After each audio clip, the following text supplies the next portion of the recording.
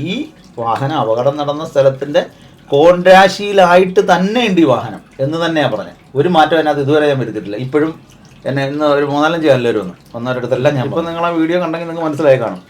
ഇവിടെ മലഞ്ചെരുവിൽ വാഹനം കടന്നു, അവിടുന്ന് മണ്ണിൽ തെന്നിപ്പോയി, ഇന്ന ജലരാശി തന്നെ ഉണ്ടെന്നാണ് ഞാൻ അന്നേരം പറഞ്ഞു.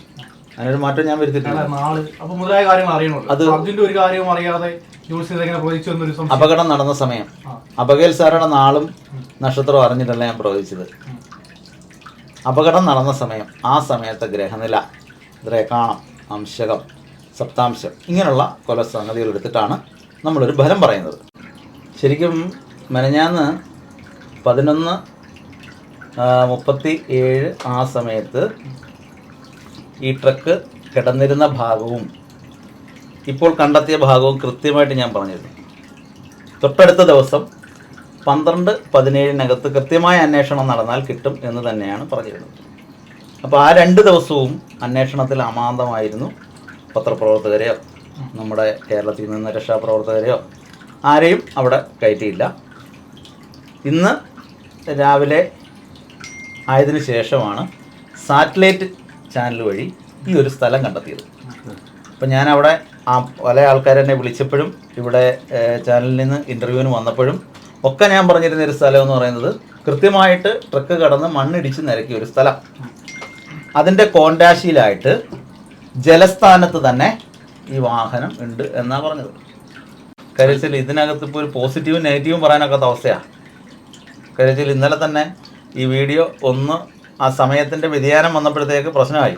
കാര്യത്തിൽ ഒരു ജ്യോതിഷികൻ അല്ലെങ്കിൽ ഒരു താന്ത്രികൻ ഒരു കർമ്മവിധിയിൽ ഒരു സംഗതി കണ്ടെത്തുമ്പോൾ അതിന് നാഴിക വിനാഴിക കണക്കാണ് വരുന്നത്. അപ്രകാരം ഒരു നാഴിക വിനാഴിക കണക്ക് വന്നാൽ നമ്മൾ പറഞ്ഞ ആ സമയം മുതൽ 62 മണിക്കൂർ എടുക്കണം. ഇപ്പം ഞാൻ ഇന്നലെ പറഞ്ഞിരിക്കുന്നത് 12:17 മേൽ എന്നാണ് പറഞ്ഞേക്കുന്നത്. എന്നിട്ട് വീണ്ടും ഞാൻ എടുത്തു പറഞ്ഞിട്ടുണ്ട് അതിനകത്ത് ഈ വാഹനം കിടന്നിരുന്നതിൻ്റെ കോൺരാശിയിലായിട്ട്. അപ്പം നമ്മളൊരു കിണർന്ന സ്ഥാനം കണ്ടു. ഇദ്ദേഹം എൻ്റെ അടുത്ത് പറയാം എൻ്റെ വീടിനൊരു കിണർന്ന സ്ഥാനം കാണണം, ഇദ്ദേഹം ഒന്ന് കണ്ടുതരണമെന്ന് പറഞ്ഞ് ഞാൻ ഒന്ന് കിണർന്ന സ്ഥാനം കണ്ടു, കുറ്റിയും വെച്ചു.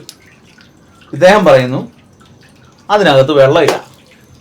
ഇദ്ദേഹം കുഴിക്കാതെ വെള്ളം കാണും. തിരുമേനി ഇത്ര തിരക്കുള്ള ഒരാളാണല്ലോ, അപ്പൊ ഇതിനകത്ത് കമന്റ് ഒക്കെ വായിക്കാൻ സമയം കിട്ടാറുണ്ടോ? അല്ല, എൻ്റെ സുഹൃത്തുക്കൾ എനിക്ക് അയച്ചു തരും, അല്ലെങ്കിൽ ആരെങ്കിലുമൊക്കെ വിളിച്ചു പറയും ഇന്ന ആൾ ഇന്നതുപോലെ കമന്റ് പറഞ്ഞു. അത് ഈ തോന്നെ ദൂരെ നിന്ന് ആൾക്കാരല്ല കമന്റ് പറഞ്ഞേക്കുന്ന മൊത്തവും ഇവിടെ തന്നെ ചുറ്റുവട്ടത്തുള്ള ആൾക്കാരാണ് പറഞ്ഞത്. അതായത് എന്നിൽ നിന്നും ആദായം പറ്റി അല്ലെങ്കിൽ സംഘടനകൾക്കുള്ള പിന്നെ രാഷ്ട്രീയ കാര്യത്തിനുള്ള പിരിവിനൊക്കെ വന്നിട്ട് ഞാൻ നിരുത്സാഹപ്പെടുത്തി വിടുമ്പോൾ ഉണ്ടാകുന്ന ഒരു അമർഷം അവർ രേഖപ്പെടുത്തി, അത്രയേ ഉള്ളൂ.